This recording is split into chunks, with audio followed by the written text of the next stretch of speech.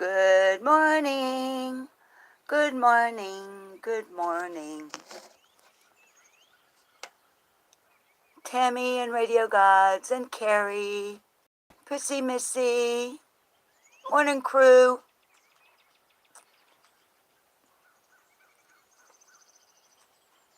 Good morning, Kentsugi. I know I missed some people. Janet V, good morning. Thank you, mods, for coming. Aren't you proud of me that I thought to let you know like 30 minutes ahead of time? Am I breaking my arm, patting myself on the back? Yes. Hi, Radio Gods. I know, Radio Gods. Hi, Paulette. Hi, Keita. Thank you for coming, honey. Y'all, it's like, well, I the temp, but I think it's like 50 in the 50s. And I think that the birds think that it's spring.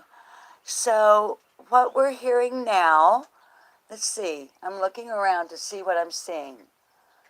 Okay, I see some robins.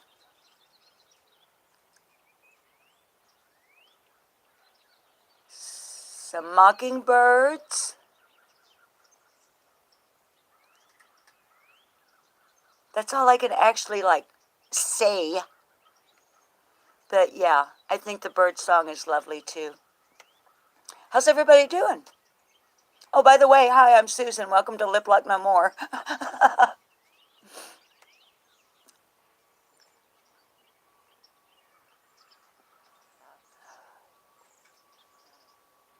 Radio Gods, I love mockingbirds too. Let's see, baby, I missed your name. Let me see here. Is it, I think it's Brianna. Your crocus are coming up? I don't have, oh, I don't have any blooms, but the little green shoots are up. Go away. I forgot to turn off my notifications. Hang on. Turn them off. Hi, Frazzled. Glad you came back. Let me turn off my notifications right quick.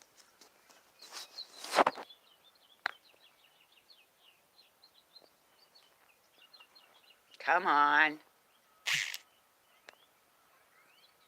I think that got it.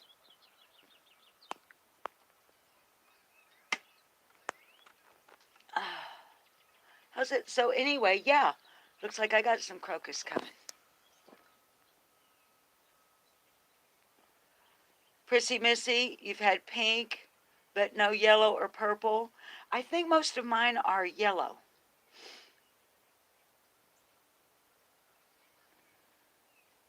Brianna, I'm doing really well. And I hope everybody else is.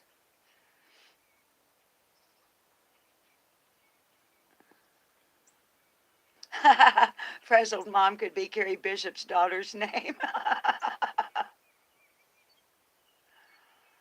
Radio Godgers are pink and purple.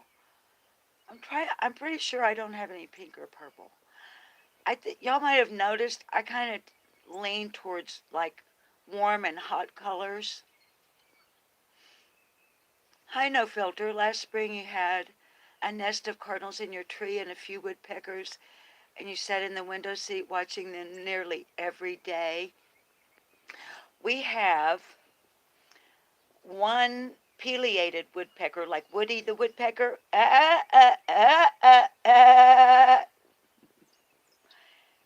Great big guy. And and it's like the same woodpecker every year for like 8 years now. And we have ladderback woodpeckers. And y'all, the other day, I was sitting out here. I'm sorry if I'm missing anybody chat. Y'all know I can either look at you and jack my jaws, or I can look at chat. I was sitting out here the other day, and I noticed a murder of crows in the sky out here. Probably, I'm going to estimate a dozen crows and they were after a red-tailed hawk. Now, wait, let's let the boom, boom, boom, boom, boom, boom, boom, boom, boom. He went by. Okay. This murder of crows was attacking this red-tailed hawk in mid-sky. And the hawk was doing everything he could to get away. And you could tell by its flight pattern it was getting really tired. And I even called Bob out here, and I was like, I wanted to be able to reach up and help the hawk. Good news is, the hawk did finally manage to make its way, excuse me, and the crows gave up eventually. But it was like making me mad. Danged old crows. Anyway, I love hawks, especially red-tailed hawks. So, I guess all that talk was for the birds. I'm so funny I crack myself up. Radio gods, you have a hawk and a murder that you feed them both separately. Radio gods, I had to quit. I used to be an avid bird watcher and feeder, like a couple of decades ago. Most of my adult life leading up to a couple of decades ago, until I became a cat rescuer. And one day I thought, you know what? I'm providing a virtual buffet for the cats. But we have loads of cardinals, of course. Mockingbirds, bluebirds. I have bluebirds. Lots of birds here. And right now, I'm looking above the lens on this phone to, I don't know what you call a huge group of vultures. I'm sorry, babies. I've got like a thing in my throat. I'm so sorry. It's embarrassing. Like kabillions of them. And if you're at all familiar with Monty Python, and maybe a movie called, which one is it? Is it Search of the, is it Holy Grail, or which one is it where they're like, bring out your dead, bring out your dead? And then the one old guy is like, I'm not dead yet. A group of buzzards are awake. Okay. Not awake as in not asleep. Awake like at a funeral. I'm not dead yet. I'm old. I'm very, very old, but I'm not dead. Stay over there. Anyway, all right, babies. Seems fitting. What do you mean, seems fitting?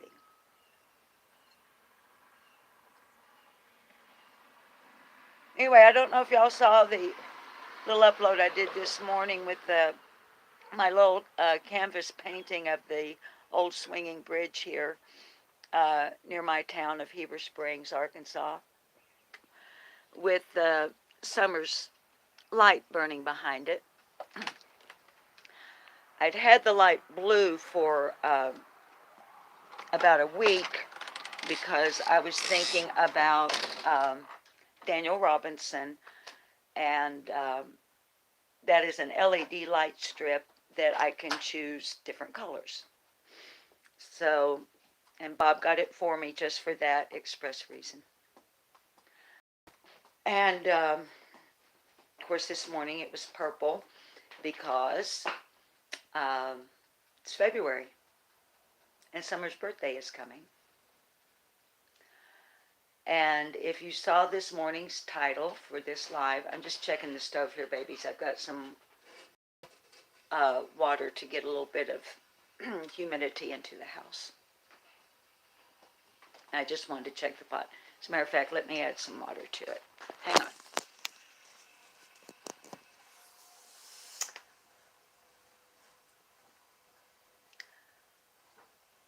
I've addressed rumination before.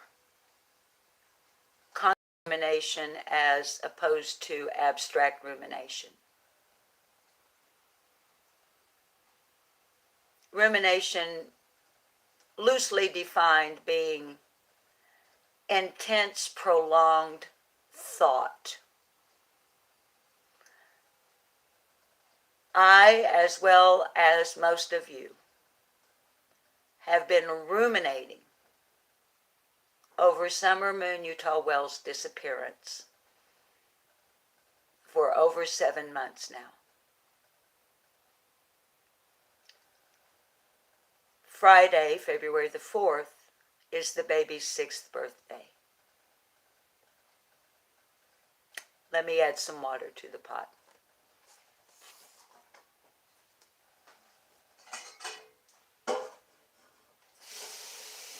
Hang on, babies. I'll be right back.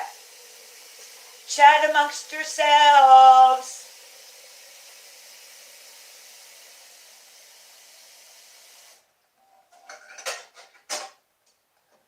Don't you love her madly? Don't you need her badly? Don't you love her and she's walking out the door, just like she did 1,000 times before. All your love, all your love, all your love, all your love. Don't you love her ways? Tell me what you say. That's a song from my generation by a band called The Doors. Jim Morrison was singing about a woman, a girl, a female that he had deep-seated feelings for. We have deep-seated feelings for Summer Wells. And for some reason, that song has been going through my head all morning. Don't you love her as she's walking out the door the way she did 1,000 times before? To where?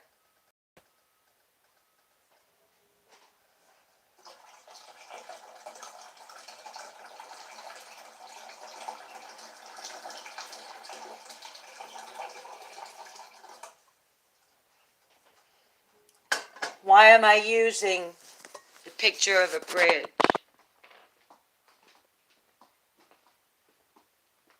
The reason I said in the video this morning. Symbolically, a purple light shining at the end of that bridge, with the hope that it will light her way to my door, to your door, to the door of someone, hoping that the light will, as I said, help illuminate whatever darkness she may be in right now. So let's talk about rumination. I'm going to try a couple of things here.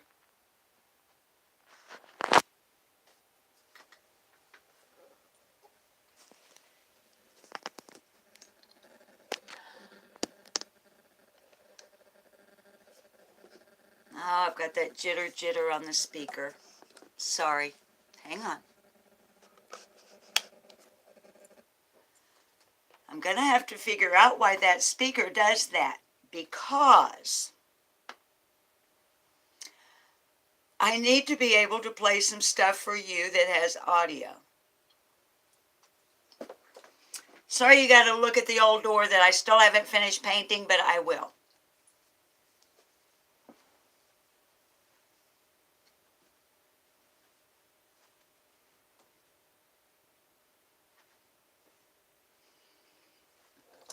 I've had more important things to do than paint the door facing.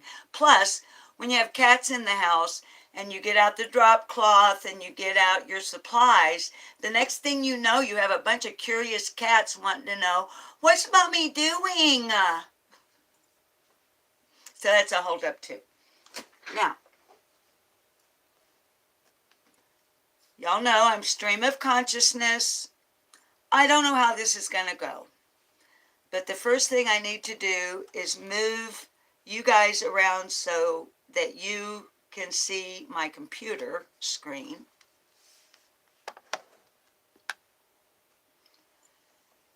Oh, while I'm sitting here like this, this is my grandma and grandpa.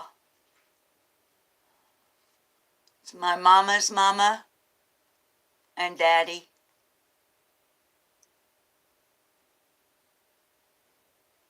Good old Arkansas Hill people. Pleasant Valley, Arkansas, Izard County. Her name was Julia Ann.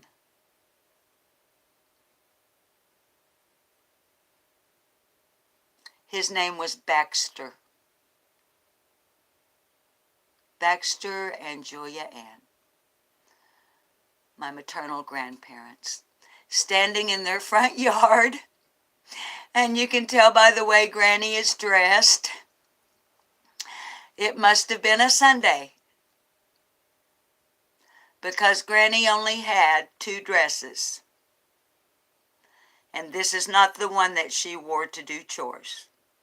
And my Granny never had a pair of breeches on in her entire life.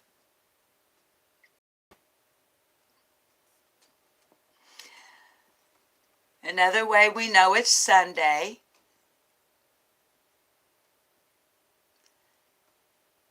is Papa has on his white shirt and it's buttoned up clear to the collar.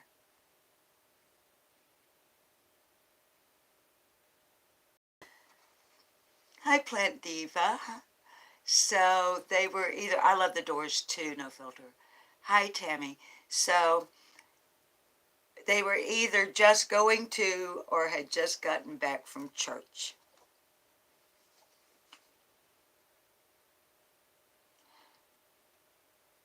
Okay, enough about that. Now, I want to get you around here and plug you in.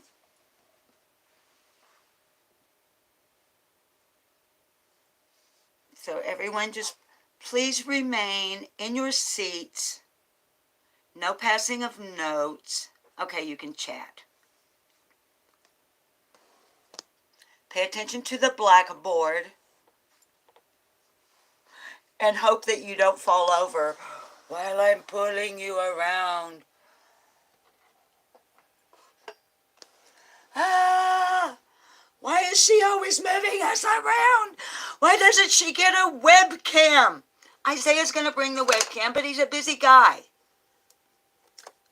And since he's gifting it to me, I can't really be like texting him every day, 2, 3, 4, 5, 6 times a day going, Isaiah, I want that webcam. Hurry up and get it over here so that I can learn how to screen share without doing this stuff with I have to do like this. Plugging you in. Hang on. Moving you up.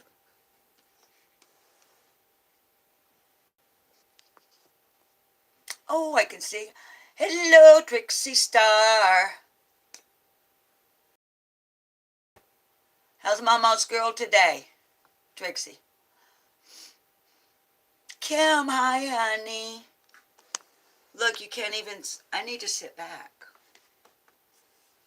I'm in tight quarters. I've kind of got myself, hi, Magenta Trauma.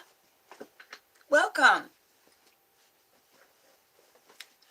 Let me just settle in here for a second and see who's here. And let's say hi. Y'all have been saying hi. I've been jacking my jaws and doing other stuff. You're doing wonderful, Trixie? Oh, good. Shorty Small, I agree. It is always a pleasure to see Kim. Not only in our chat room, but in others. I enjoy Kim's input and her, hi Rhonda. Hi AP. Are you feeling okay, honey, AP? Magenta, I am Trixie Star's mama. So she calls me mama because I'm her mama. But when I started my channel early on, dedicated to Summer Moon Utah Wells, it wasn't my intent at all. But viewers started referring to me as Summer's Internet Grandma. And viewers that have been with me from the beginning over the months started saying things like, you know, I wish you were her grandma. And I wish I was her grandma. And then that kind of evolved into my viewers starting to call me Nana, Mama, Mima, Grandma, Granny, G-Ma, and a couple of my viewers actually call me Mama. And in their comments, the ones that call me Mama will usually say something like, "You're the mother I never had." I don't ask them to explain why. Maybe their mom passed away, or, you know, maybe, who knows.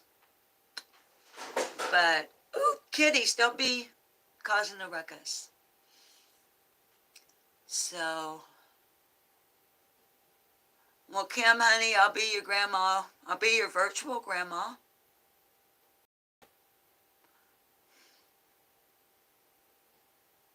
Okay, I'm just looking here. I feel badly when I go back, now that I have my desktop hooked up to the internet, I can look at live chat replay on my live streams. I don't even get the option on my phone. I don't know why. So all this time when I would say to you guys, why don't I have live chat replay? Somebody tell me why I don't have it. For some reason, it just doesn't come up on my phone, but it comes up on my PC. So I've been realizing there are a number of you that I'll miss saying hi to. And it makes me feel crappy.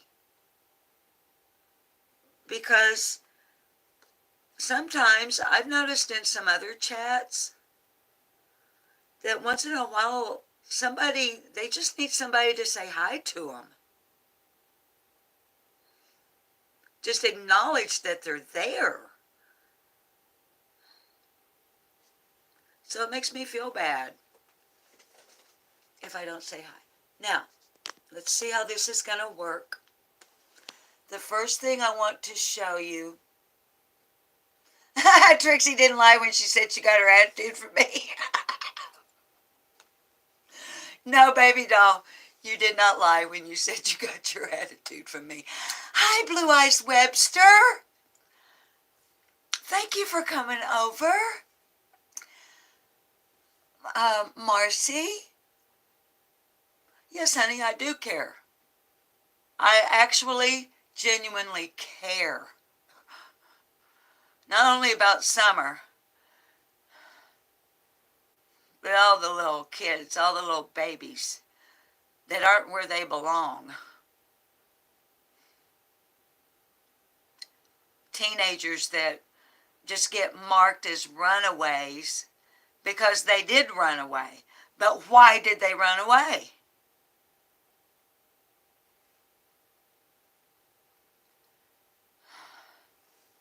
So I have a really big heart. I always have. The first time I can remember taking up for the underdog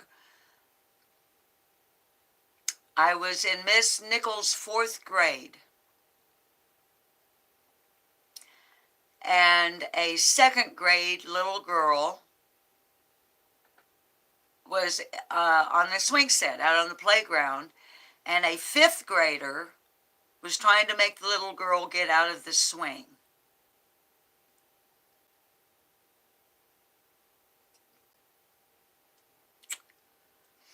The 2nd grader got to keep the swing.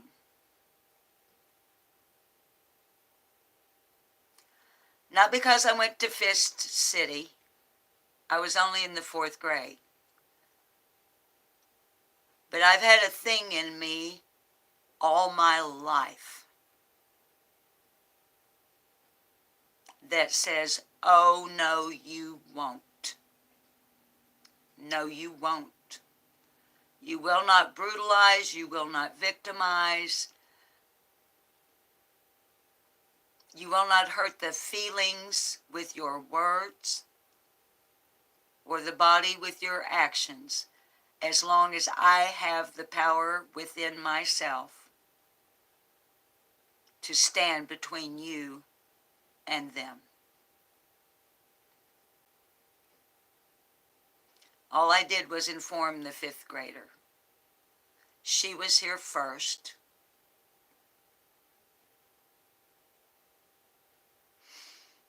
That's all. Okay. Let's see. Okay, I'm going to flip the lens because here in a second. Okay. The first thing I'm going to show is the copyright disclaimer, because I'm going to do something I've never done on Lip Lock no more. I'm going to share another creator's content. I have a number of times been asked recently, who is your favorite, Lip Lock no more, who is your favorite YouTube creator? In a particular chat, I entered my favorite YouTube creator, and no one had ever heard of them. And there were, don't hold me to this, and I'm not even going to tell you which chat room it was, but and that way you can't go fact check me. There were probably 200 people in the, give or take. Nobody in the chat had ever heard of my favorite YouTube creator. And it may come as a surprise to you. My favorite YouTube creator has nothing whatsoever to do with true crime or missing children. Because my main interest in life is human behavior and psychology. Not only in a journey to understand myself and maintain as much as possible in this day and age a healthy, balanced point of view about just about anything, but the rumination over Summer Moon Utah Wells and her disappearance.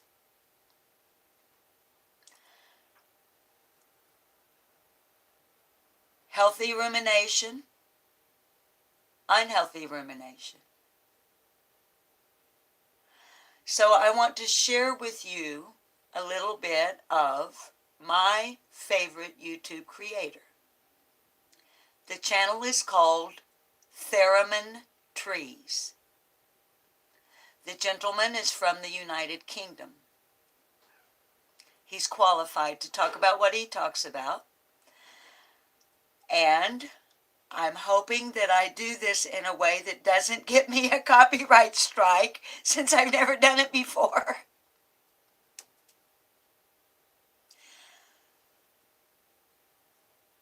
I hope that you'll stay tuned, stay with me while we watch some of this, then, because of the way you have to do it, commenting on it and using it for research and whatnot. I'm not gonna play the whole thing. It's 25 minutes long. I will share the link in the description below to the channel after the live is finished. I'm hoping that every one of you will go watch it in its entirety.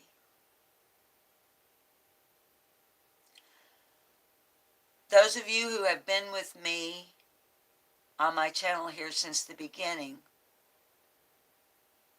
watched something my husband was watching that I did not see.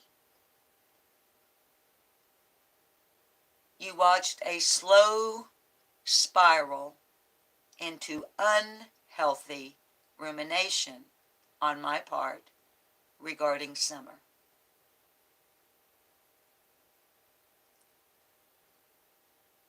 A loving viewer from the UK, and you know who you are, and I love you, became concerned over my unhealthy rumination and had the courage to say so. So we've had a change here on Lip Lock No More in regards to my ability to maintain, to a better degree, my emotions when I talk about the baby. I don't want to upset my viewers, and I don't want my viewers worried about my health. And when I told my husband about my viewers' concern about my health, he used the word obsessed.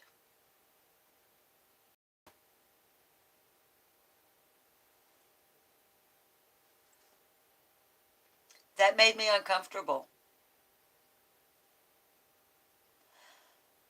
But that discomfort pulled me out of the unhealthy rumination, abstract rumination,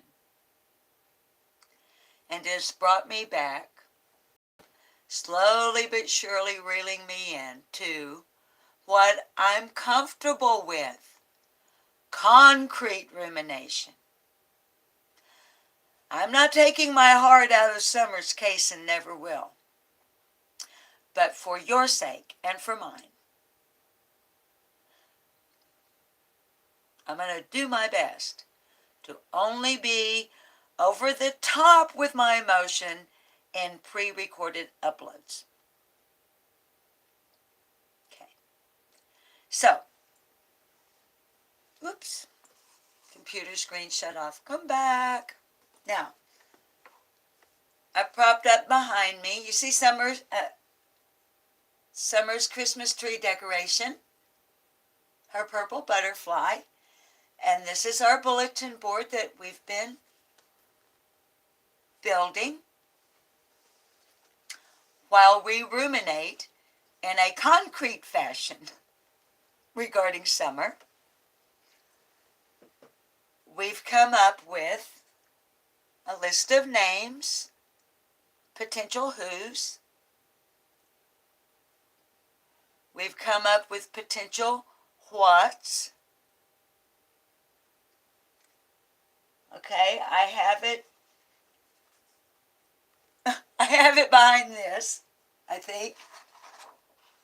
No, it's not there, but I promise you, and you can take my word for it. I have our list of where's that we went over.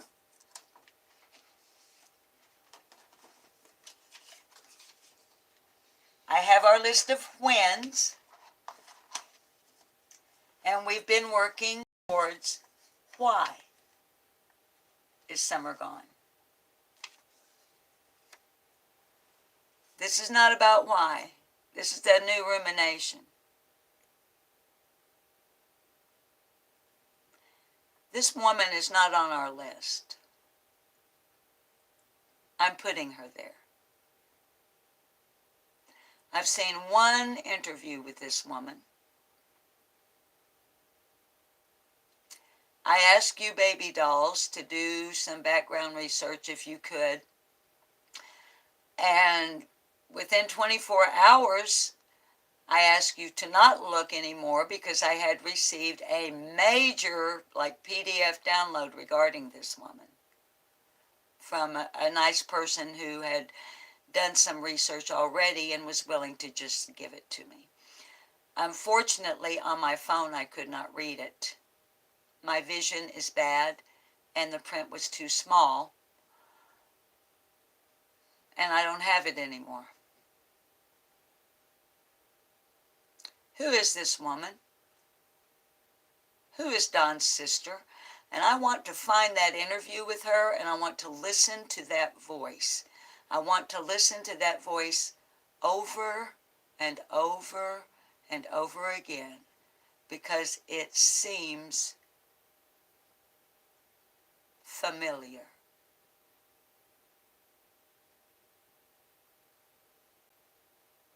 I can't place it.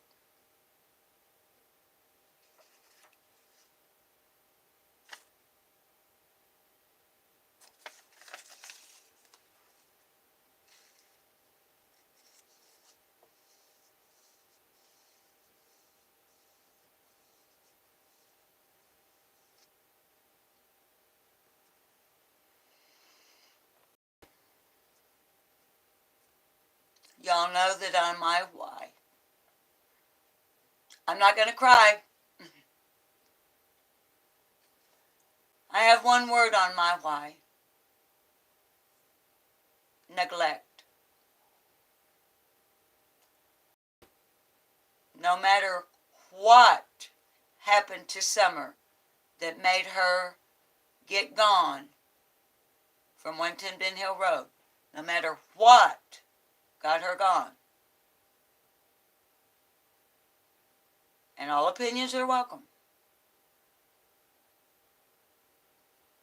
but no one will ever change my mind that this child neglect is the root cause for every single one of these. Cuss warning. Cuss, trigger warning. If you're new, I cuss.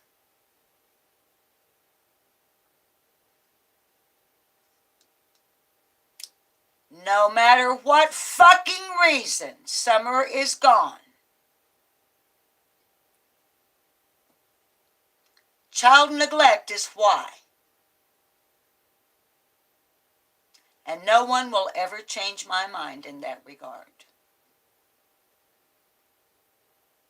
And that is why,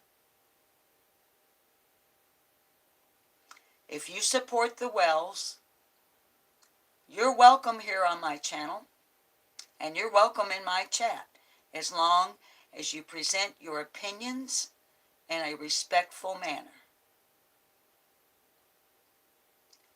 But you need to know right up front, if you're new, and if you've been with me for a while, I'm going to give you a strong reminder. I despise Donald Wells, Candace Bly, and Candace Harrer. I despise anyone associated with them. I despise their coddlers, their supporters, their enablers.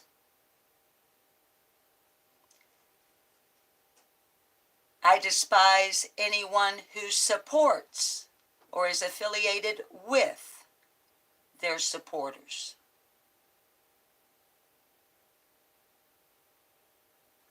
So you're welcome here, as long as you understand that in my house,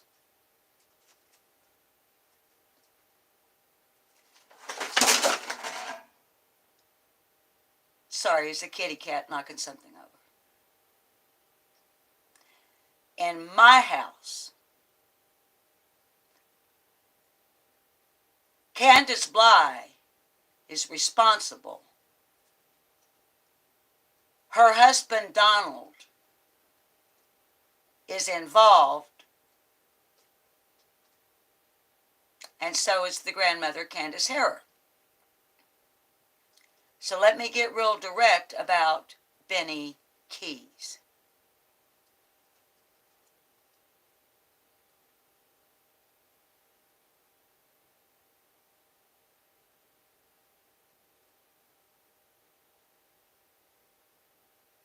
Is that direct enough?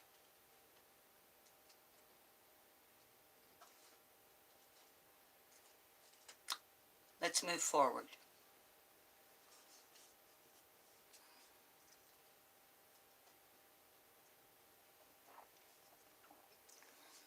Now,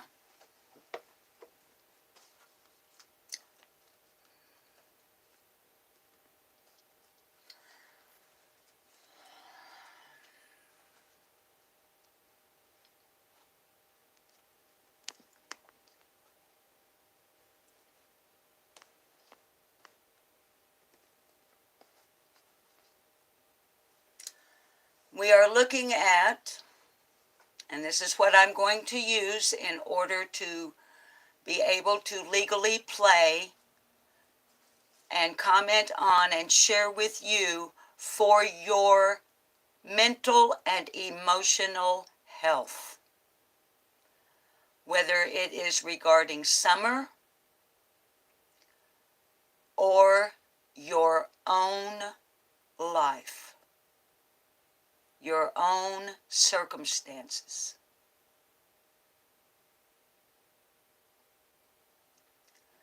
Copyright disclaimer under Section 107 of the Copyright Act 1976. Allowance is made for fair use for purposes such as criticism, comment, news reporting, teaching, scholarship, education, and research. Fair use is a use permitted by copyright statute that might otherwise be infringing.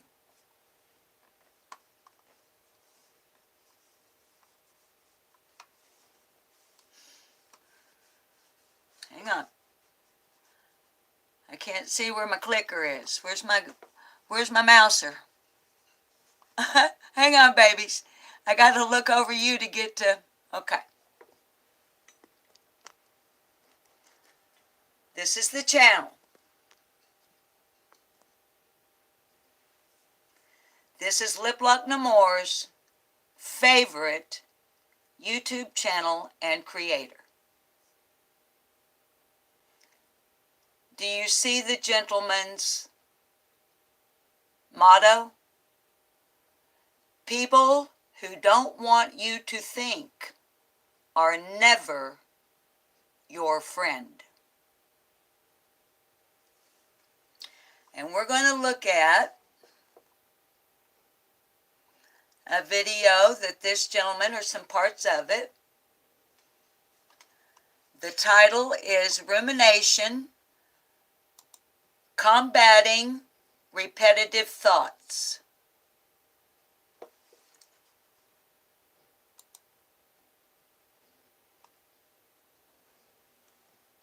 Hang on.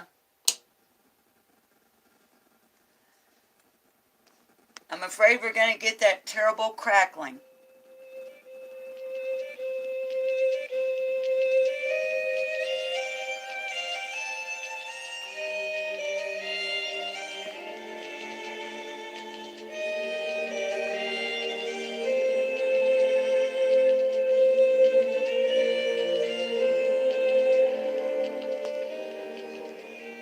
For lots of people who experience abuse and trauma, from religious to occupational to domestic, a common symptom they wrestle with is rumination, perpetually dwelling on their experience.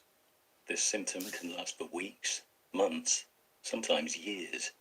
I want to explore this psychological trap and look at various ways of extracting ourselves from it.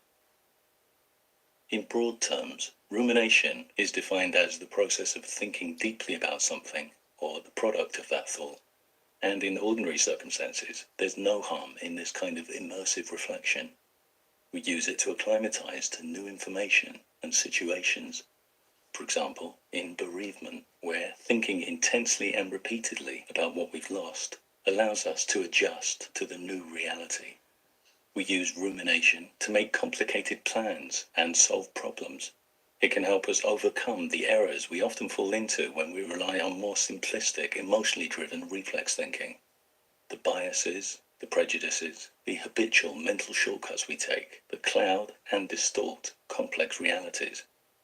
In its positive form, rumination can lead to insight and progress. It's the morbid form that leads to problems, when we find ourselves circling endlessly and unproductively around negative thoughts, images, mistakes, encounters. Like a deeply scratched vinyl record, we skip back to the same position, looping round the same groove, never moving forward. Frida constantly replays memories of an abusive relationship. She recalls various scenes from the relationship and imagines herself responding differently, shouting back angrily and standing her ground.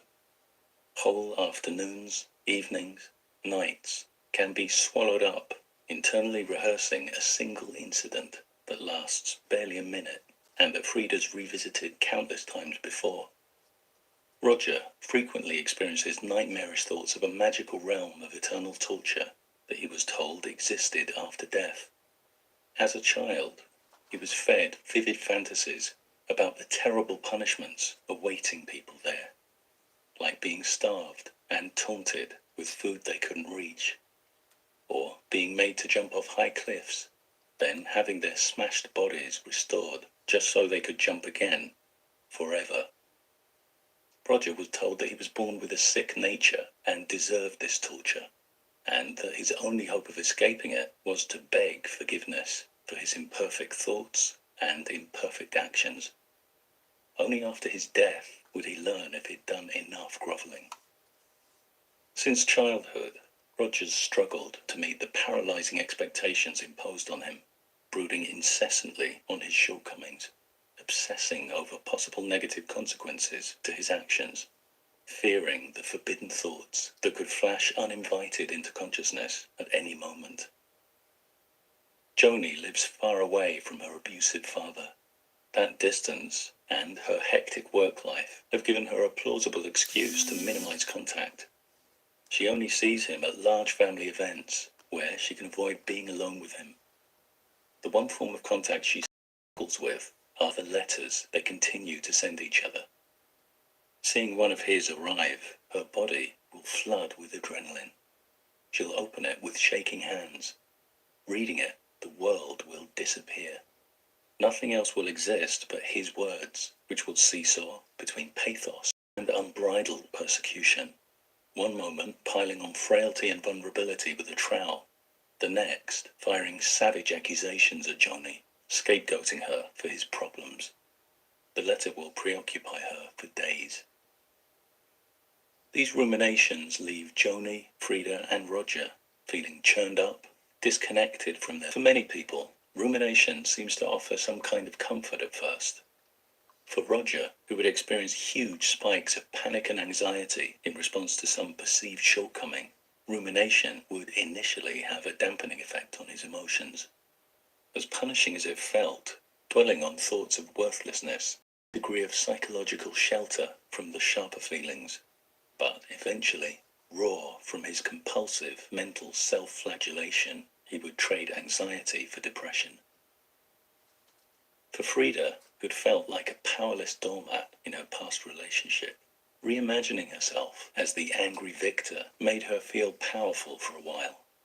The anger was intoxicating and addictive, and she would rehearse her fantasies over and over to sustain the high. As she became aware of the hours slipping by, she'd start promising herself the next repetition would be the last, and she would repeatedly break that promise. Unable to stop herself, she would gradually succumb to feelings of intense powerlessness. For Joni, who would feel immobilized by her father's letters, rumination would initially offer her an illusion of hope that maybe this time she'd think of a game-changing response that would set them on a different track. But for every idea that came to mind, She'd see how he could twist it against her. She knew how a single innocent word could be loaded with false poison. Slowly, exhausted from futile overthinking, she would sink into despair. Many abused and traumatized individuals intuitively believe rumination is somehow helping them cope, but the evidence points in the opposite direction. Rumination is often the gateway to much bigger problems.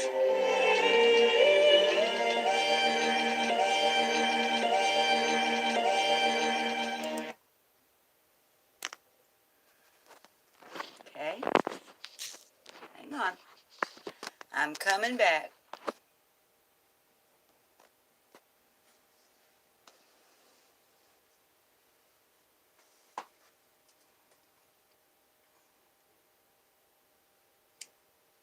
We have ruminated and ruminated and ruminated and ruminated.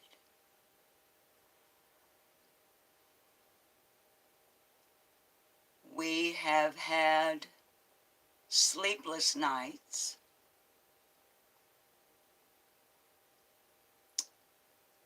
Days where we didn't accomplish our household chores.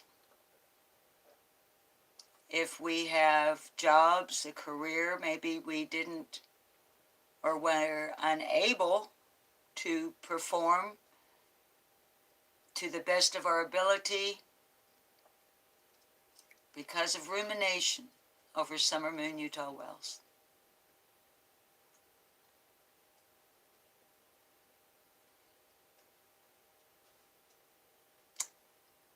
And her birthday is coming.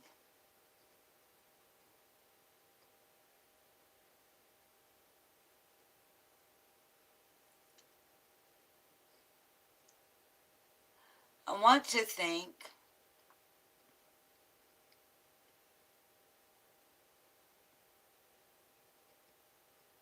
that Don and Candace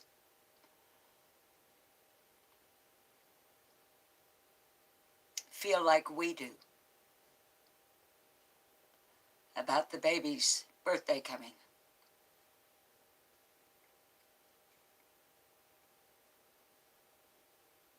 I hope they feel the way we do about the baby's birthday coming. But I don't believe they feel the way we do about the baby's birthday coming.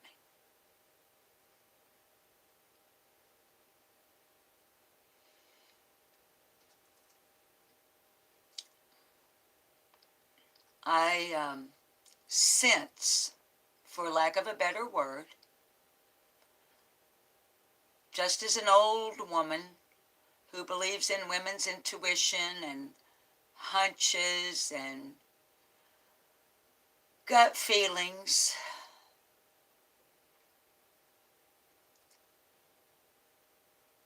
I'm sensing some sort of a buildup.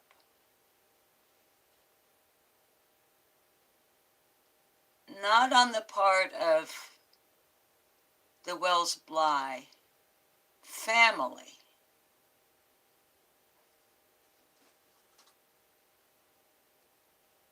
I feel something wicked this way comes on YouTube, to be perfectly blunt.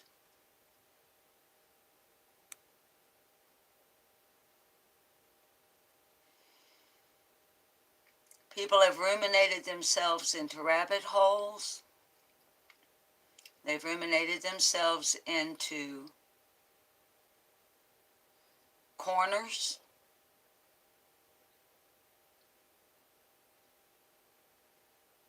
And they've ruminated themselves into money, money, money, money.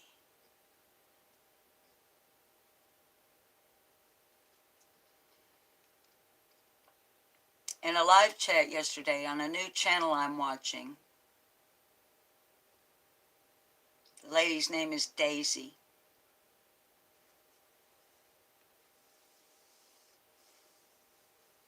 I put in the chat that there are people that don't want Summer found because when she's found, the money will stop.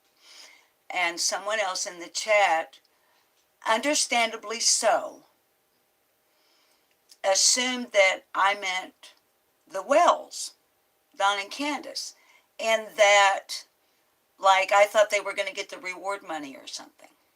Please. Number one, I have an IQ of 128. Number two, I obviously know how to do my research. And number three, I keep up with shit.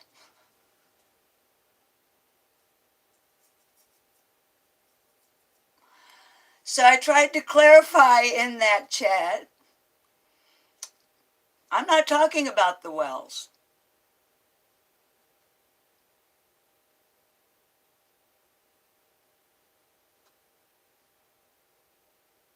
I'm not exactly sure who I'm talking about.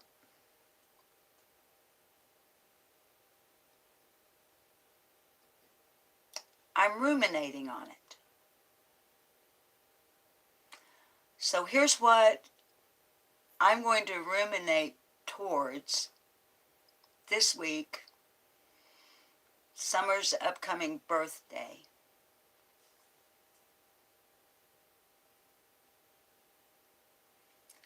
Which is on Friday. Who knows what's going to happen? Where Don and Candace are concerned. Who knows?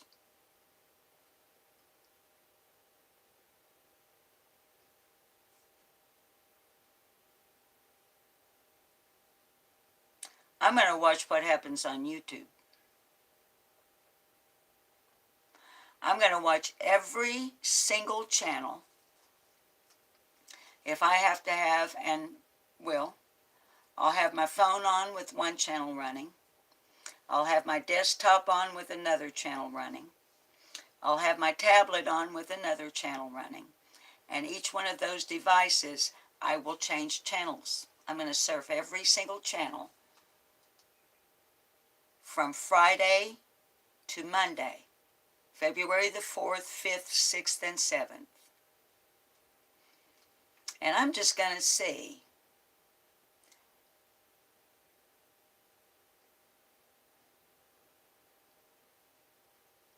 what's your content going to be, what's your attitude going to be,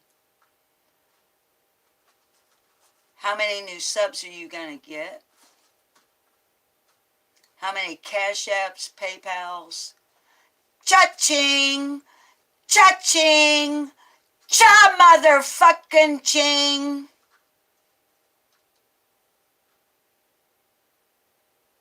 All you creators take in because you are taking advantage of the fact that it's Summer's birthday. Woo! I'm going to watch what creators attack other creators. Is Summer's birthday weekend the weekend for that? Is Summer's birthday weekend the weekend for Krama and drama channels and channels that have panels with any motherfucker that wants to come up?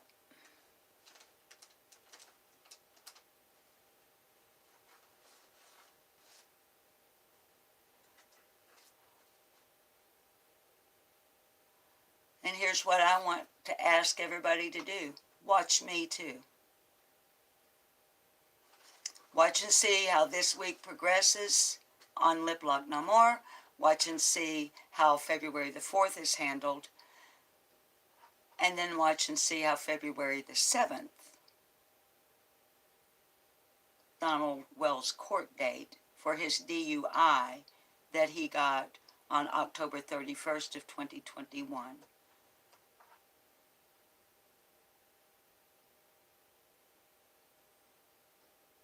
Will we gossip on Lip Lock No More? Will we talk about rumors? Will we diss other creators?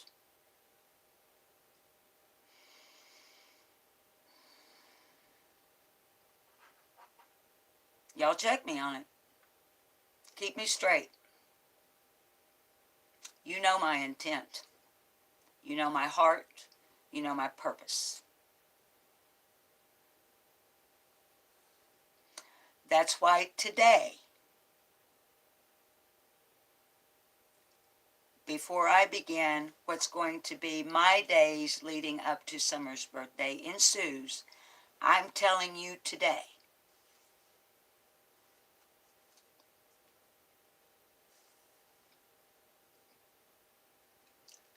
Benny Keys and every single human being directly or indirectly associated with you, your plans,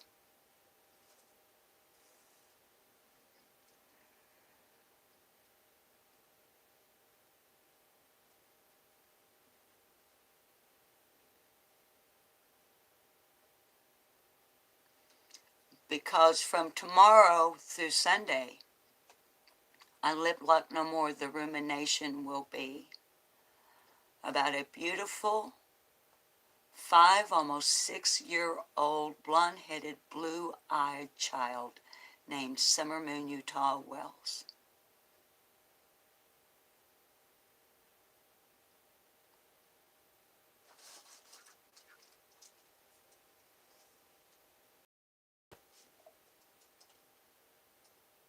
And my bank account will decrease, not increase, because my viewers and subs don't pay for my phone service. My husband does. My viewers and subs don't pay for my internet service. My Social Security does. My viewers and subs won't pay for my webcam. A very nice young technician who came and hooked up my internet last week and realized what my channel is about asked me if I could use a webcam because he has one he's not using, and would I like to have it. Yes, Isaiah, I would.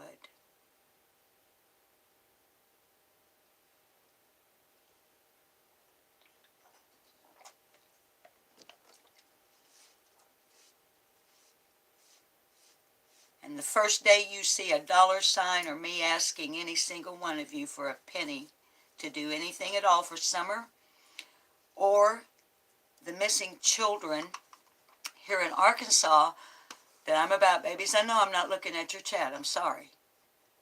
But I'm putting out a message today. I'll chat with you here in a minute when we go out to smoke.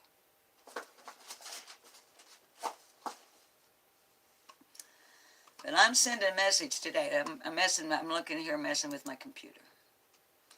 I'm sending out a message today.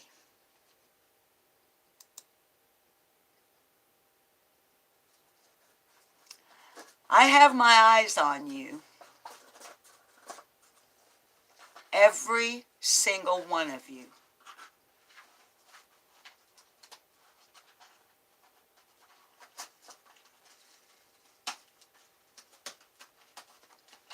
Not my viewers. You people know who you are and you know exactly who I'm talking to.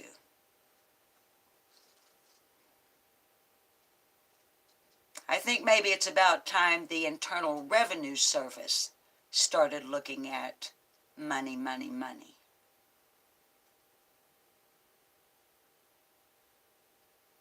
Because I'm learning more about why do some people use Cash Apps and PayPals instead of Super Chats and Super Stickers. If y'all are giving your money to a YouTube creator in any form, I strongly recommend you research why they choose the particular forms they choose for you to give them your money.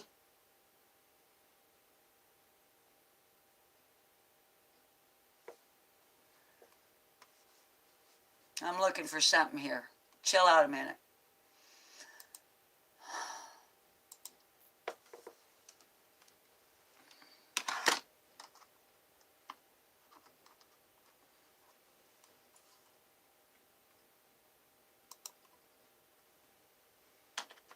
Because over here on Lip Lock No More,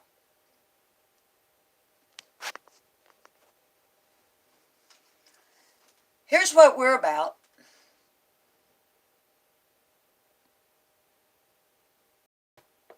Here is what we are about. We are about a baby girl.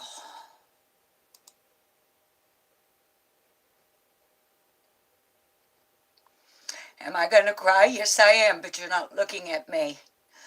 You look at her.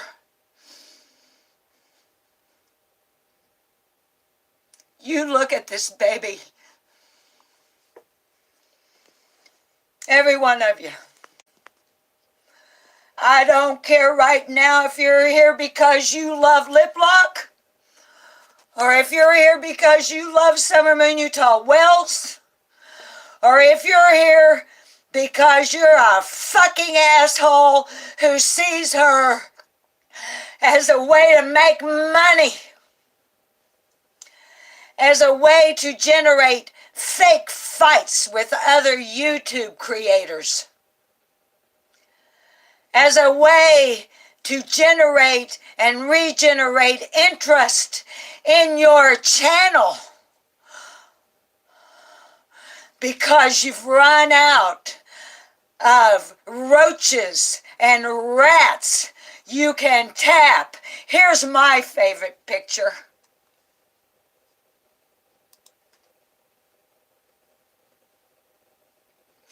Look at her.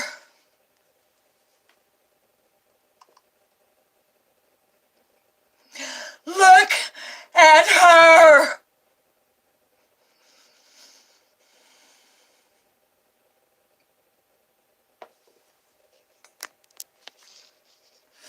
Look at her.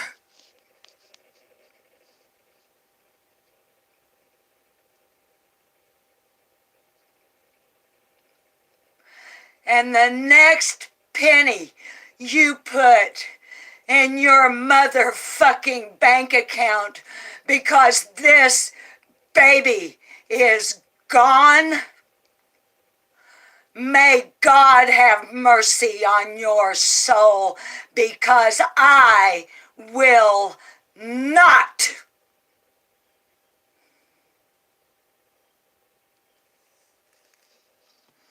Look at her.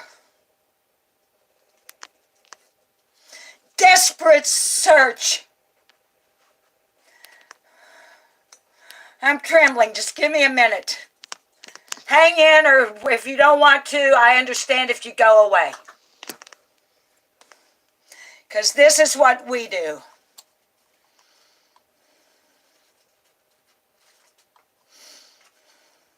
Look at her.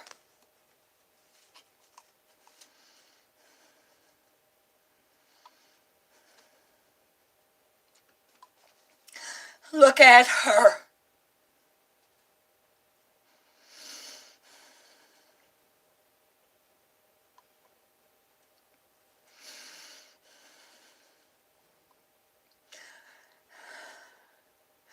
This is one page called Pictures of Summer Wells.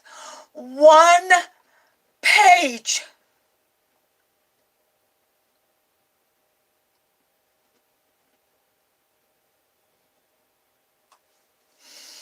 Look at her. Look what all has been generated. In 7 months, look what people have done. How they've used her. How they've benefited from her.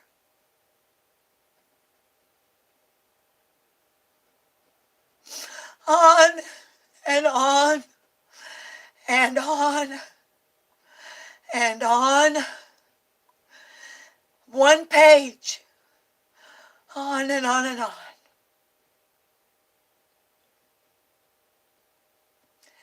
Do you see anything there as I continuously scroll that says Lip Lock No More? Not one.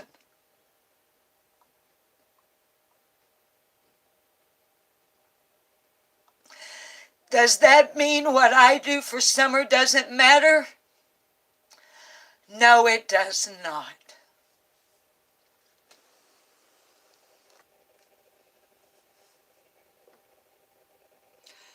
It means every single moment I spend on her behalf is worth everything. And it's worth concrete rumination, not unhealthy, abstract rabbit hole rumination.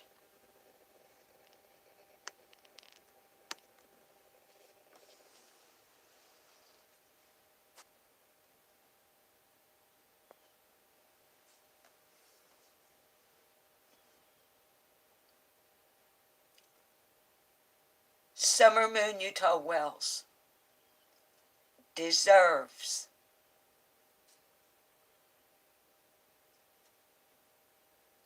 honor, respect,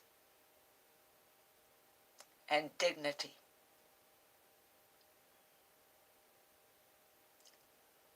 And following this weekend, after I watch how other YouTube creators handle this upcoming weekend, there'll be no big announcement. There will just be unsubbing. I won't talk about you on my channel. And you can remove me as a mod on yours if you find that my personal point of view is in conflict with yours. Because that would create for me a thing called conflict of interest. And those of us who operate ethically understand what that means.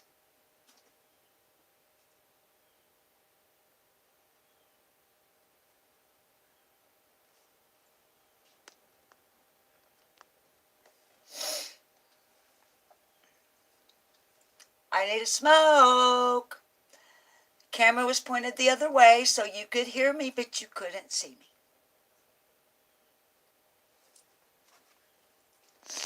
Babes, I really don't have anything else for you. Tomorrow, I want to watch with you some more of that episode from TheraminTrees. And set you down so I can get my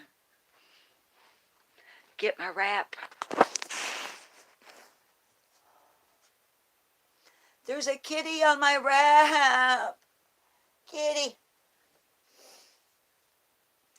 So what I'm hoping, baby dolls, is that getting that angst out of me, and thank y'all for letting me vent to you.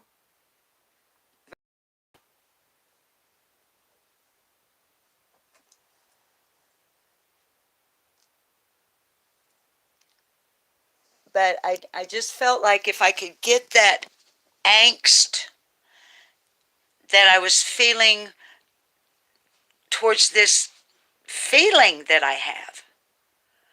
have nothing concrete to base it on.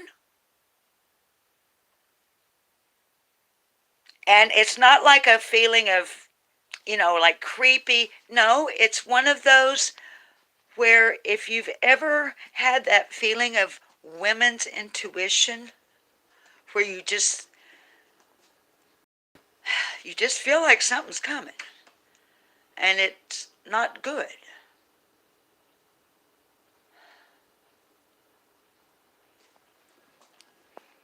I don't know. So babies, I'm gonna get out here and get me a smoke. Oh wait, let me get my soda pop too. I'm gonna get my soda, get a sip, and step out onto the porch for a cigarette. Take y'all with me, of course. Look at your chat. Vanilla Coke. It's not the same as when I was a little bitty kid.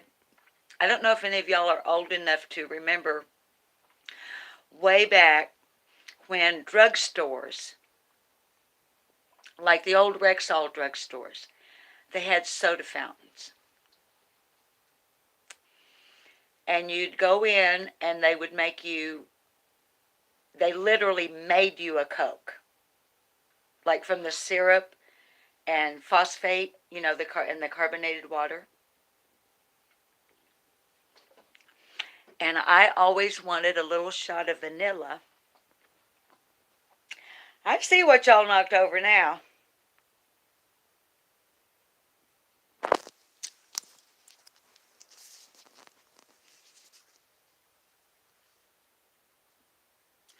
There's the guilty party.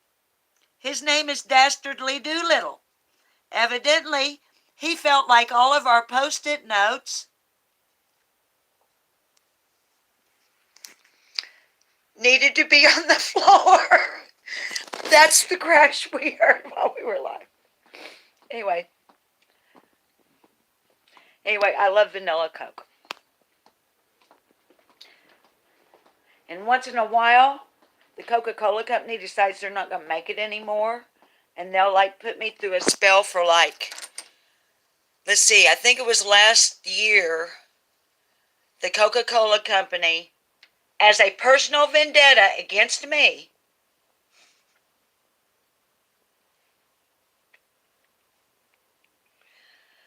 they stopped making and distributing vanilla Coke for, I don't know, like 6 or 9 months or something.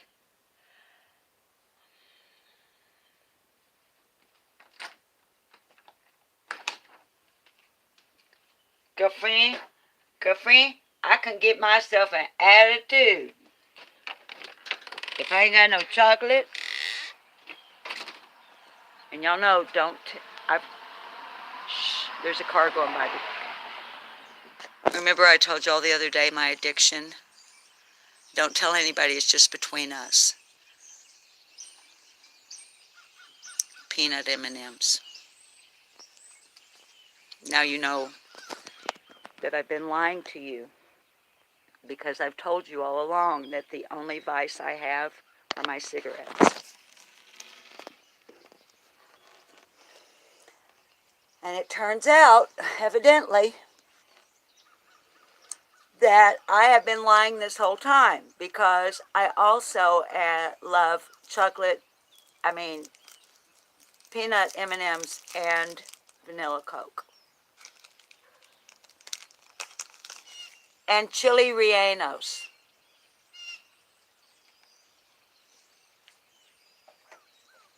And what else am I addicted to? Why do I need 2 lighters?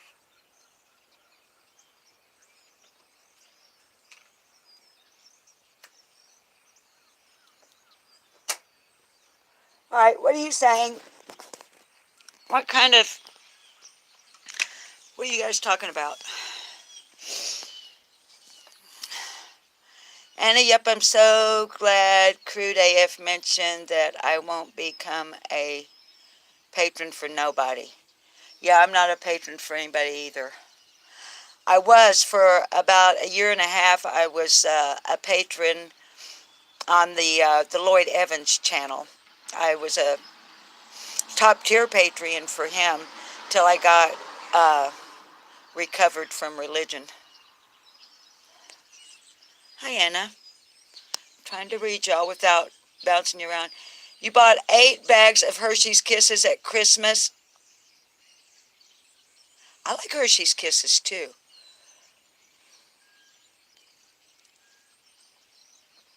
I'm just seeing what y'all are saying. You're smoking a left-handed cigarette? A little wacky backy? Well, puff, puff, pass. I've told you this before, I don't get stoned before I come on, and I don't smoke weed while I'm on. But don't ever doubt the minute this camera turns off and that little buffer thing goes around and around in the middle of my screen and it says, done.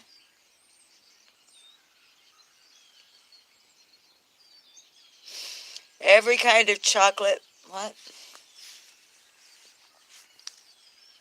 Well, shit, fire and save the matches. I don't want to sit here with a cigarette hanging out of my mouth. It looks tacky.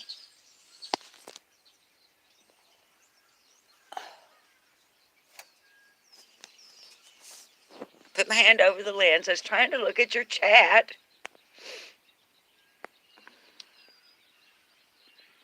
Now you're going too fast. All right, y'all are talking too fast. Slow down. Oh my God, what are you guys talking about? Shit, fire. That's the fastest I have ever seen. My chat, it just went rip, rip, rip, rip, rip, rip, rip. I'm like, what the hell are they talking about? Shit. I want to see what y'all are talking about. You listen to what I'm talking about. What? What does SF? Radio Gods, what does that mean? SFSL. What you put in there, what does that mean? Good morning, Shar. How you doing, Crepe Face? Are you doing better today, baby? I hope so. I'm just looking at your chat. You'll be glad when Alabama... I'll tell you what now. At my age, shit for y'all, I smoked illegally for... Well, let's see. I started in the summer of 1969. And other than when I was pregnant with my babies and breastfeeding them, I've been smoking since then, pretty much. And they finally made it legal here in Arkansas, and because I have remitting relapsing multiple sclerosis, I qualify. So, and they finally got us a dispensary here in our town. Janet, you too, honey. Right, you started in 1970. We're flower children. You have a heat wave going on in East Tennessee. It's going to be 57 degrees. Well, I guess in February that is a heat wave.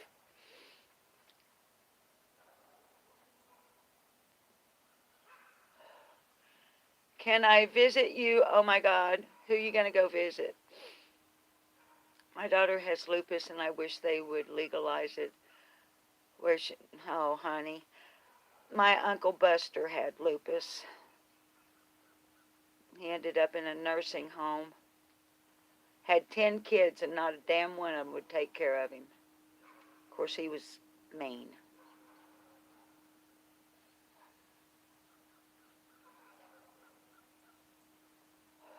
Rhonda, at 4:30 a.m. it was 3. You mean it was 3 degrees? It's not legal in Indiana, honey. You bather. She's 23, baby. A friend with we.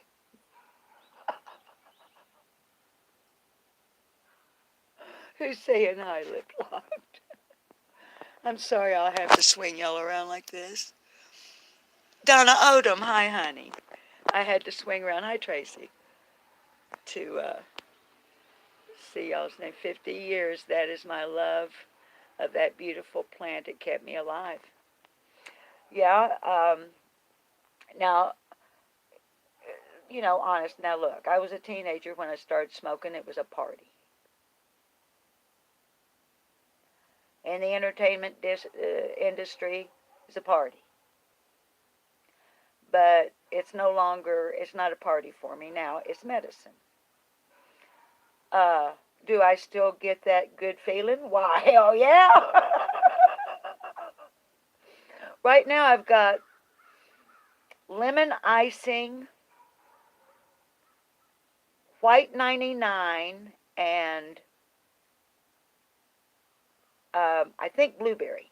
Blueberry something or other. Sure, you lived in Little Rock and said, really, honey? You know, Heber Springs is, I think we're about 45, well, depending on traffic. Probably more than that, maybe an hour north. Angel P, what are you saying, honey?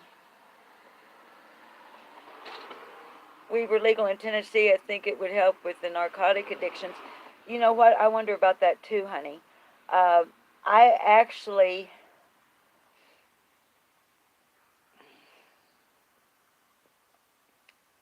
I want to make sure I don't like to fib to you or misrepresent my truth. I think I can honestly say that the weed helped me through the transition when I decided on September 25th, 1985, that I didn't want to be a cocaine addict anymore. After about 3.5-ish years, yeah, a little over 3.5 years of being a cocaine addict, um, yeah, it helped me.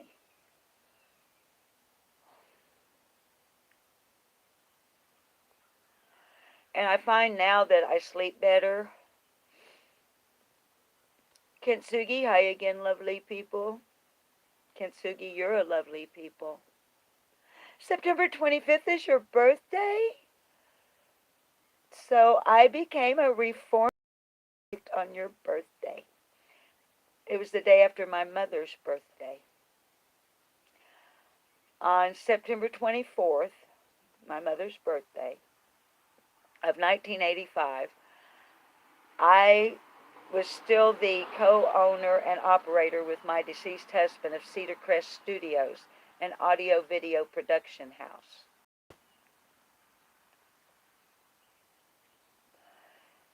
And I had the van loaded up with all of the gear to drive to a huge cattle show. I had been hired, my company had been hired to shoot these beautiful, for a particular rancher who was selling stock. On my way out of town, the shoot was about 2.5 hours from where I lived. On my way out of town, I stopped at my dealer's house and I bought, no, wait. On my way out of town for the first time, I went by the bank and took $300 out of my savings account. Then I went to my dealer's house and I bought an 8-ball of cocaine.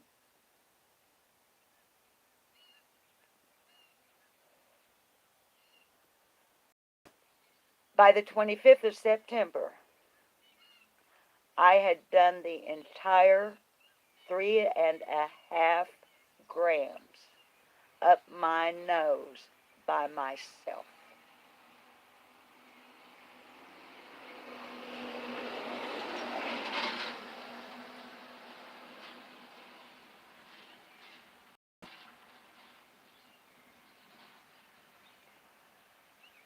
And I wanted to argue with my husband that I was not high. No, I'm not high. No, I haven't done any coke. No, I didn't stop by her house on the way out of town yesterday. No, I'm not high. No. Sorry. Blah, blah, blah. I like to have never went to sleep. I thought I was going to lose my mind before I did. And when I woke up, I sat down with my husband and I said, I will never do this again. And I have never done it again. It can be done. Babies, if we have a drug rehab or a drug helpline, drop it. Please, mods. And thank you. Thank you for the congratulations. 1985 was a long time ago. For years, I could see a movie. Oh, I got a bug on my glasses. I could see a movie where they were running out a rail of cocaine and I would get that feeling. I wanted to put the straw. Hang on a minute. There's a big truck going by. I wanted to put the straw through the TV screen.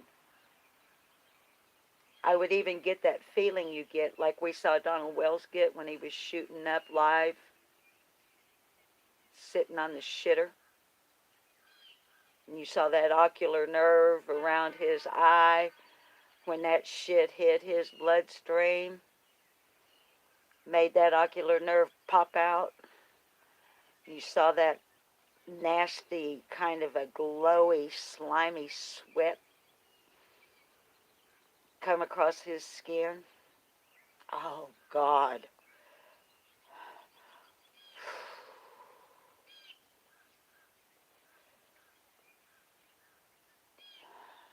I would get that feeling just seeing it in a movie. That feeling that I'm going to poop in my drawers if I don't go to the bathroom. Babies, there's a reason Don was sitting on that toilet to shoot up. I knew someone not so long ago, a decade. I've mentioned her before. She was my best friend. I haven't seen her in almost a decade because she became a meth addict. And one day she literally pooped in her pants when she saw her drug dealer in anticipation.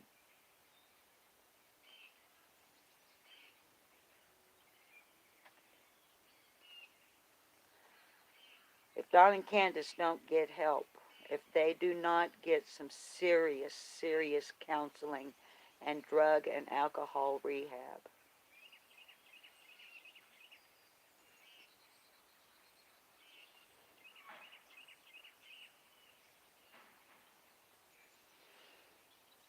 I wish they would. I don't ever want them to get the boys their summer back. Ever. Ever. But for their own sake. Don and Candace, it's never too late. It's never too late to get help, Don and Candace.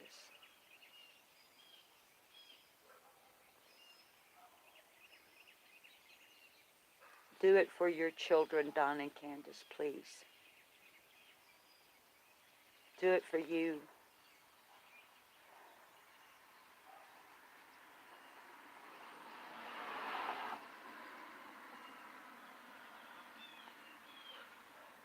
I know when Arkansas legalized, it was amazing, honey. It was a happy day. Sweetheart, I hear that the boys don't want to go back now. Let's make it clear that at this point we're talking about rumors because we don't know. And I do try as best as I can to keep us clear on, are we talking about hearsay? Are we talking about a rumor? Are we gossiping?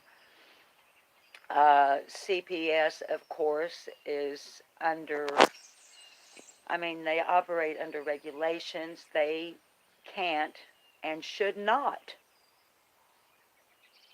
just like law enforcement, TBI, can't and should not tell us what they are doing to build a case against whoever.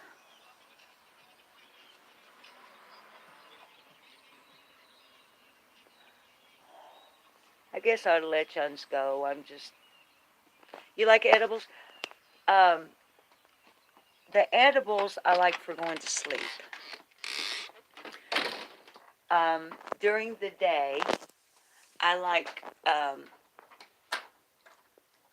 I like something that enhances my creativity and motivates me. We're super locking up, honey, so I'm going to have to let you go. But something that I actually, y'all, I enjoy housekeeping. I love being a homemaker. So keeping a clean house, my house is always clean, but I like a weed that will enhance, like, I want to redecorate, like I'm going to move the pictures or something like that. Um, Kitty knocked our, I was going to try to find us, I didn't prepare us a story. I'm sorry. Let me see if I can find something right quick before we totally lock up. Let's see if Bennett's Surf, Getting the Most Out of Life, has something for us today. I'm going to plug you back in.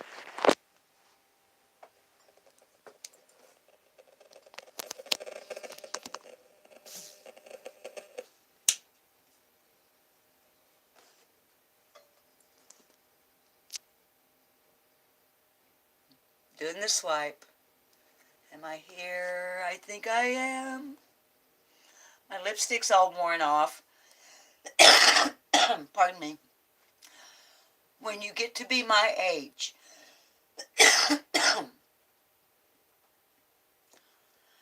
which is 70, I have been 70 for 3 years, and I will continue to be 70 for the rest of my life. I like 70, so I think I'll just stay there. In my mind, I'm 19.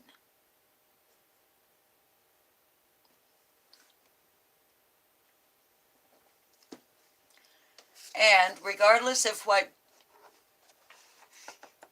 tinfoil hat wearers would tell you, my youthful appearance comes from genetics, from my mother. Not from the word, I don't even know what the word is that I've been accused of, that this is a gingerbread house where I lure children like Hansel and Gretel, and then I extract their something or other, and I do something with it, and it keeps me looking young. So therefore, I'm either 70 and I'm using this, whatever the stuff is, or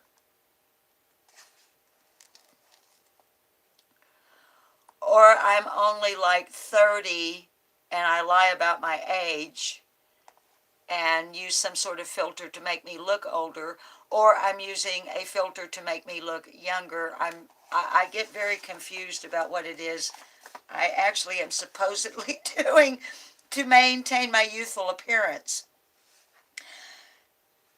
My youthful appearance is directly attributable to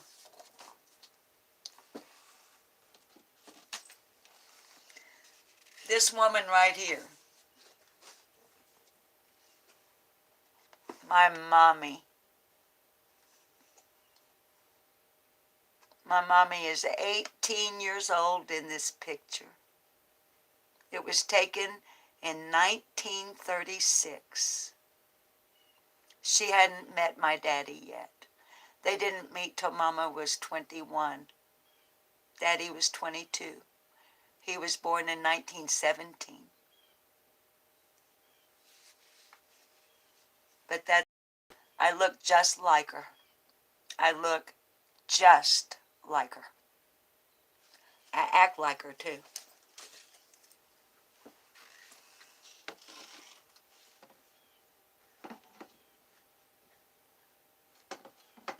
Hang on.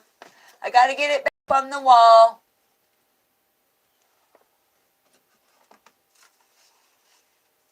This is my daddy.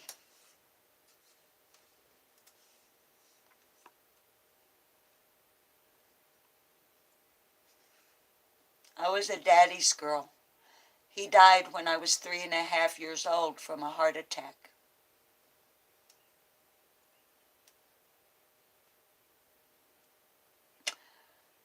Have I idealized him? Yeah. You know what I base that idealization on? Everything everyone has ever told me about him.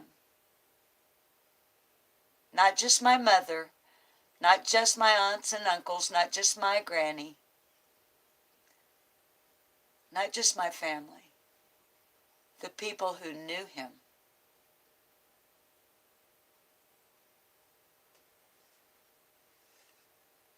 This picture was taken in my hometown, Kansas City, Missouri.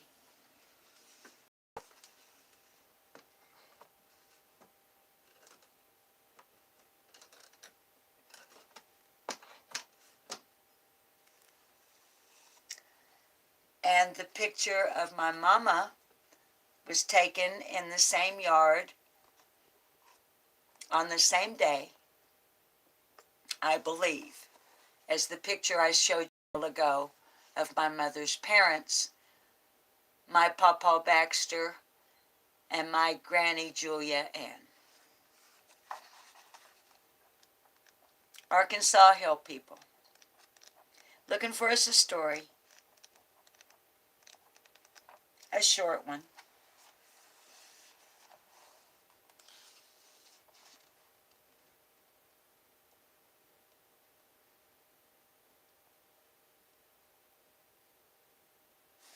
Okay. I've never read this one. So let's see. It's under a subtitle, The Province of, it's under The Province of Prayer. This is from Getting the Most Out of Life by Mr. Bennett Cerf, and hopefully the fair use disclaimer that I used at the beginning of the video will also apply here. Oh, let's see. The book is published by... Oh, wait, I'm sorry, babies. Babies, I'm sorry. It is Getting the Most Out of Life, but it's not Bennett Cerf. Those are stories to make you feel better. Sorry. This is an anthology from the Reader's Digest. Glad I got that out. Okay, and so it's published by Reader's Digest Association Incorporated in 1946.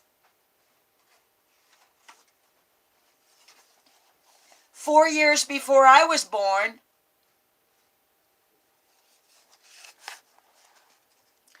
Let's see what it says.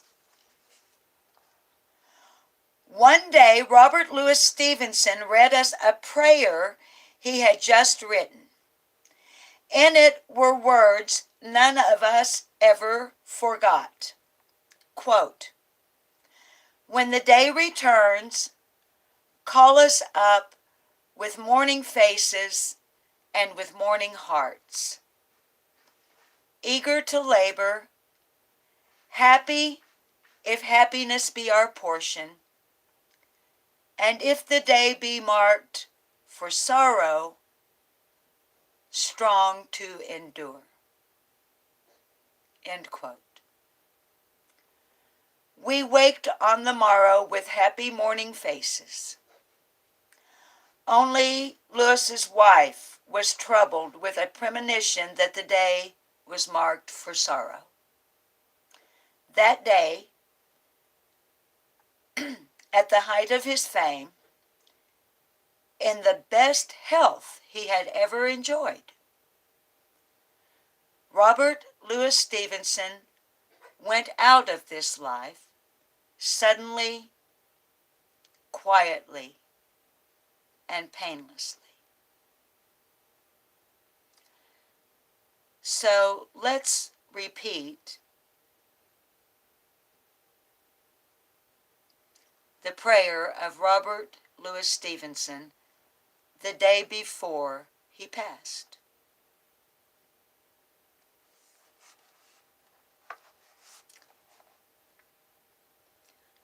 When the day returns, call us up with morning faces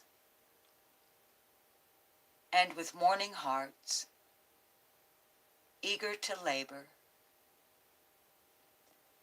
happy if happiness is our portion, and if the day be marked for sorrow, strength to endure. Amen.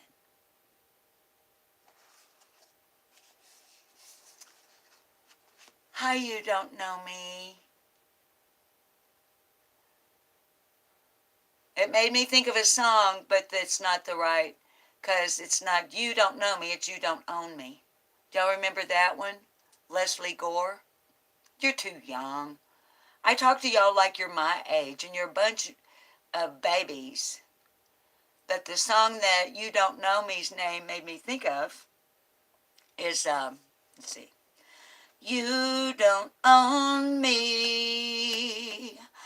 I'm not just one of your little toys. You don't own me.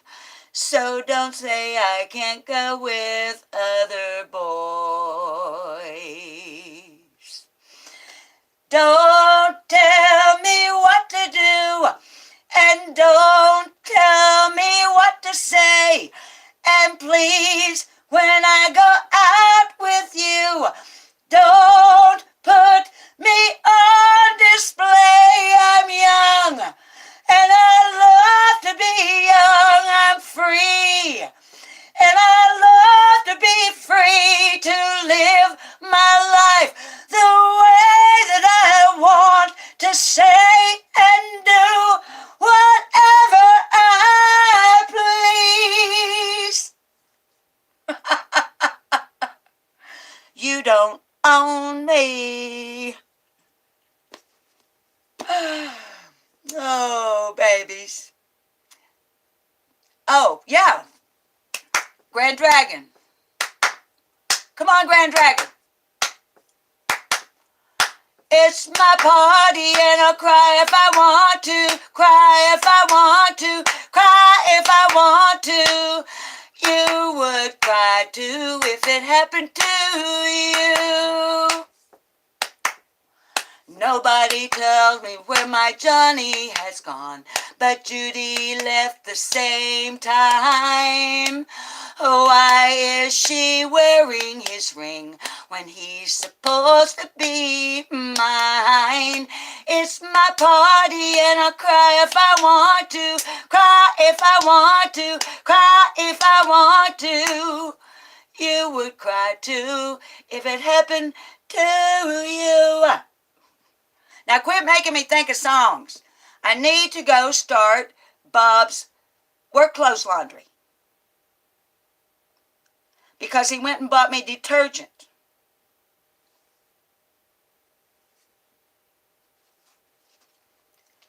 And I cry if you want to. You would, yes. Hi, Wild Fox. How's Wild Fox today?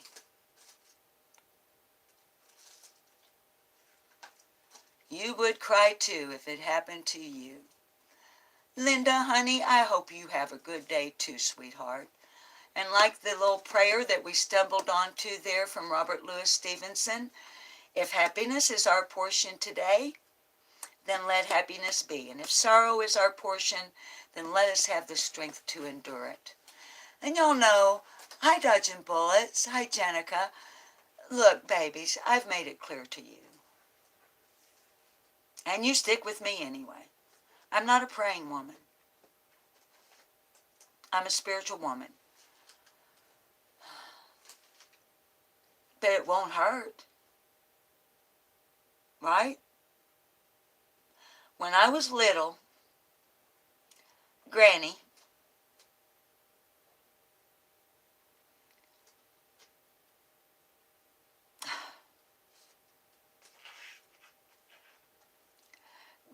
in certain situations would say,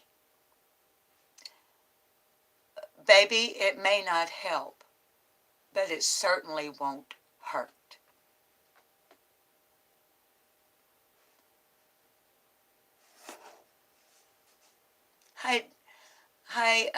Oh, and I can't remember how you told me to pronounce your name. D-R-E, D-R-E. Dodging the threat. What do you say in Tennessee Truth? Dodging the threats have spike out the roof. Dodging the threats have spike out the roof. What? You mean a spike like in medieval times? Oh, Donna. What won't kill you makes you stronger. That's right. And the Bible says that the Creator won't put any more on you than you're able to handle. And it's like I said on our last live, it ain't killed us yet. We're here. And some of us have endured some pretty intense shit. But here we are with hearts, high misdemeanor, and flowers, and love and support, and empathy and sympathy and compassion for each other. Yeah. Crazy's coming at you. Tennessee, baby, do you have a channel? I know you mod for Tiffany, but do you have your own channel, honey? What do you mean they're coming at you, Tennessee Truth? What do you mean, baby? Does Mama need to go after somebody? You tell me who is coming after you, honey. And after the weekend, after we get through Summer's birthday week, I'll tear them motherfuckers a new asshole.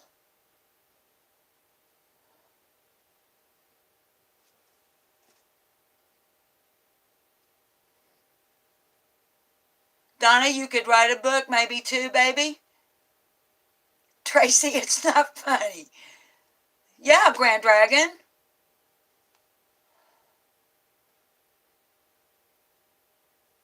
That's okay, Kim, honey. Well, I'm just checking my jaw. It'll make it so much. All right, honey. I do you like I do my real life granddaughters. If they say, they call me G-Ma. Mostly because their daddy, both their daddies were in the military, so they were government issue. And my son had a government car, and because he was a recruiter, and blah, blah, blah, blah, blah. So the baby granddaughter started calling me G-Ma because daddy was a GI, and he drove a G car and worked for the government, blah, blah, blah. But anyway, Tennessee Truth, honey, when old Mama, G-Ma, wants to step up and knock somebody's teeth down their throat because they have hurt the feelings of one of my babies. If my babies say to me, no, Grandma, it'll just make it worse, I leave it lay. It's not my fight, baby. I'll let you handle it. But if you ever need my backup, and it is a valid and you're being attacked in an unjustified manner, I won't stand for it. But I won't say a word unless you tell me I can.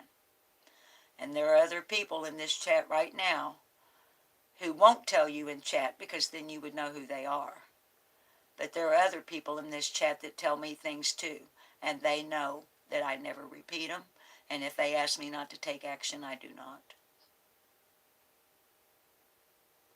So, but you just know, honey, whatever it is, I'm glad you come over here.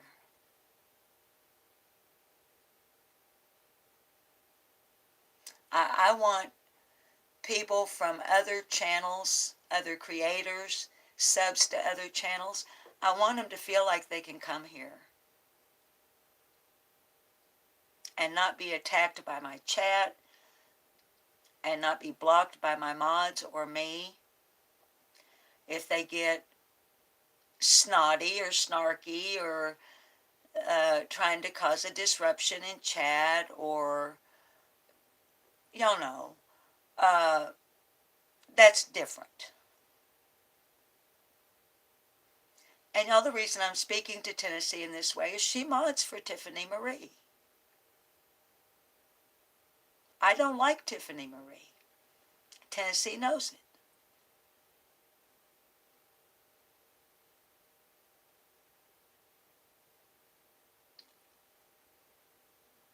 Y'all might ask, because I've never addressed it, why doesn't Miss Susan like Tiffany? Now, I'm not talking about on a personal level. I don't know her. But when I first started my channel, she helped me grow. She told me she would, and she kept her word. And I respect her for that. But when AB decided that he could make money by making fun of my age and the fact that I have multiple sclerosis, by creating merch and referring to me as hip locked no more.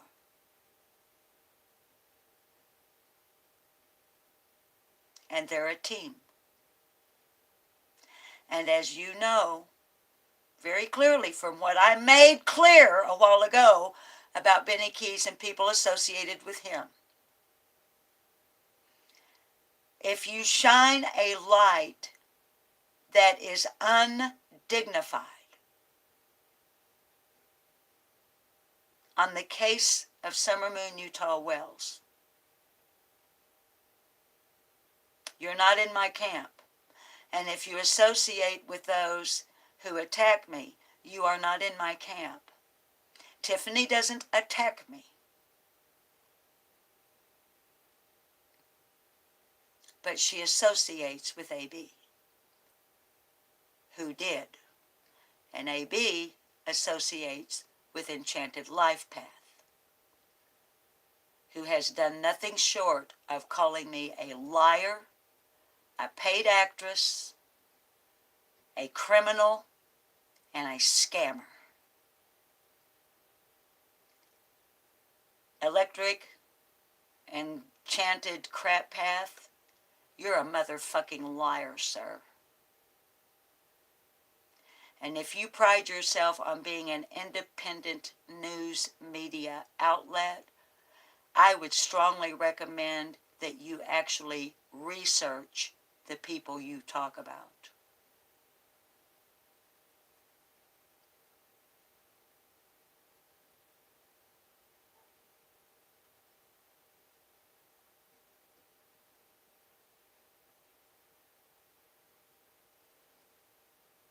So the fact that Tiffany still allows me in her chat, where I am respectful, and Miss Tennessee knows it, because she has seen me there. And she comes and visits us. And I'm glad. I expect my viewers and my subs and the people in my live chat to treat everybody in live chat with grace and dignity, even if you disagree.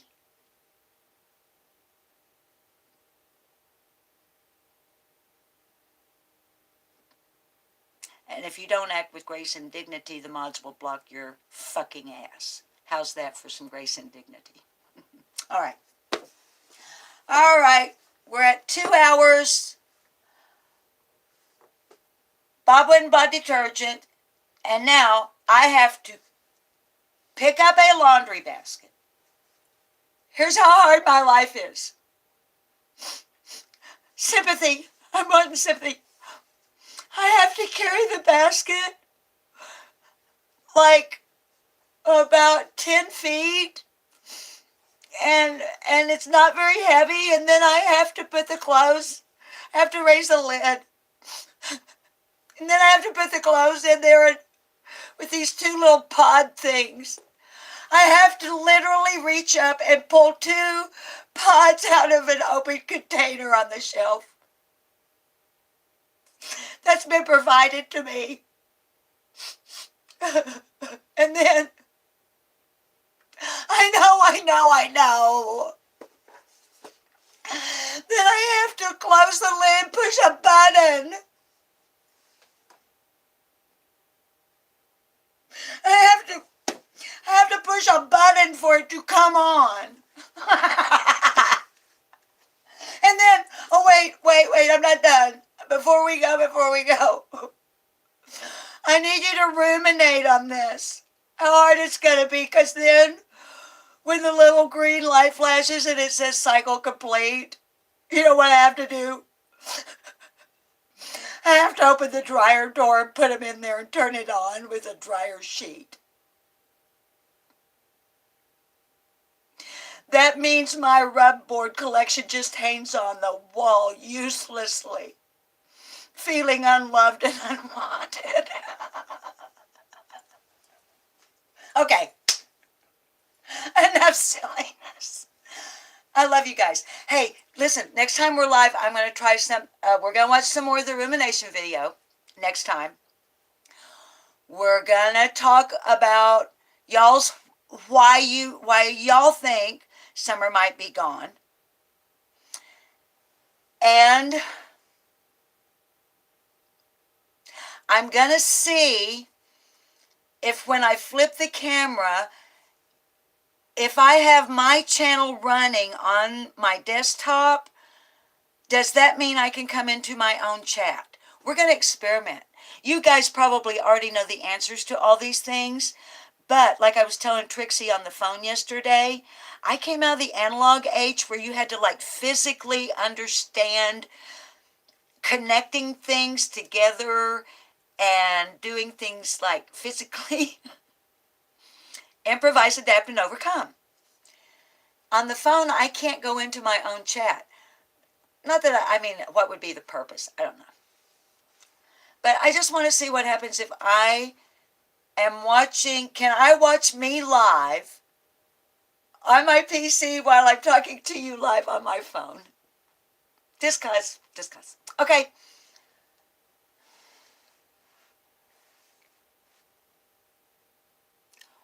Why waste my time? No. Why waste your time and my breath by telling you to behave when I know for a fact you will not? So do you. I love you, and I will see you on the flip-flop.